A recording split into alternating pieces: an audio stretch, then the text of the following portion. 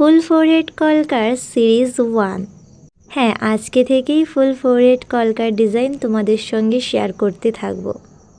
আজকের এই সুন্দর ডিজাইনটা তোমাদের সঙ্গে শেয়ার করব স্টেপ বাই স্টেপ। তোমাদের থেকে আমার একটাই রিকোয়েস্ট, তোমরা কে কোথা থেকে ভিডিওটা দেখছো আর কতটা কি শিখতে পারছো একটু অবশ্যই কমেন্টস করো, তাহলে আমার খুব ভালো লাগবে।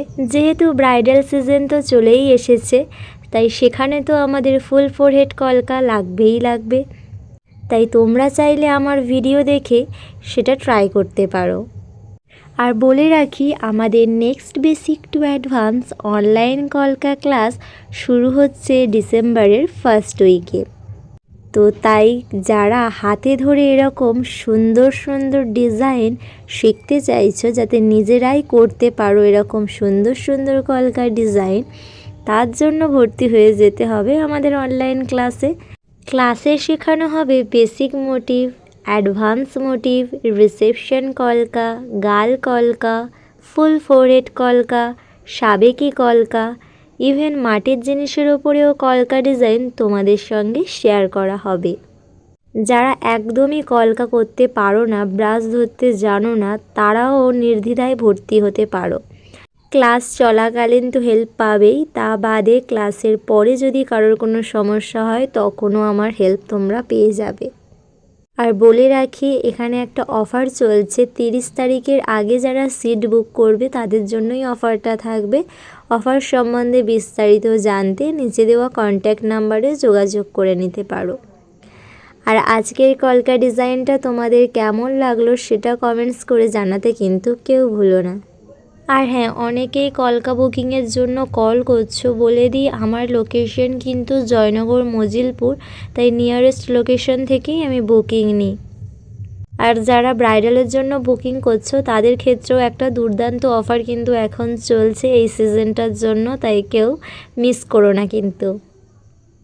আজকের ভিডিওতে একটা অ্যাডভান্স ফুল ফোরহেড কলকা তোমাদের সঙ্গে শেয়ার করছি। দেখো, কলকা ডিজাইনটা আমি এখানে পাতার মোটিভ, দয়ের মোটিভ, ডট, রেনু, সি মোটিভ দিয়েই কিন্তু কমপ্লিট করেছি। স্টেপ বাই স্টেপ আশা করি তোমরা দেখলে তোমাদের কোনো অসুবিধা হবে না, খুবই ইজি ওয়েতে করা হয়েছে। একটা টিপস এখানে আমি তোমাদের সঙ্গে শেয়ার করি। আমরা যখন ফুল ফোরহেড কলকা ডিজাইন করব না, তখন আমরা কোনো দিনই এক সাইড একবারে করব না, একবার এই সাইড দেন অপর সাইড, এইভাবে আমরা কমপ্লিট করব। তাহলে দেখবে দুটো সাইড মেনটেন করে যদি কমপ্লিট করা হয়, দুটো সাইড একই হয়, মাপটা একই থাকে, নইলে একটা সাইড বড় হয়ে যায়, একটা সাইড ছোট হয়ে যায়। তো তোমাদের সঙ্গে কথা বলতে বলতে তো প্রায় আমার কলকার ডিজাইন ডান। দেখো, যেখানে যেখানে ফাঁকা রয়েছে সেই জায়গাগুলো আমি ডট দিয়ে ভরাট করে দিচ্ছিলাম, বিকজ ফুল ফোরহেড কলকা ডিজাইনে ফাঁকা থাকলে কলকাটা ঠিক ভালো লাগে না, তাই ডট বা রেনু দিয়ে আমরা সেই জায়গাটাকে ভরাট করে দিচ্ছিলাম। এখানে আমাদের কলকা প্রায় শেষের দিকে, শেষটা আমরা সবসময় তো ডট দিয়ে কমপ্লিট করি, তাই আজকে ভাবলাম এখানে একটু আম মোটিভ দিয়েই কমপ্লিট করা যাক। তো এখানে আমাদের ফাইনাল কলকার লুক রেডি। কেমন লাগছে অবশ্যই কমেন্টসে জানিও। টাটা।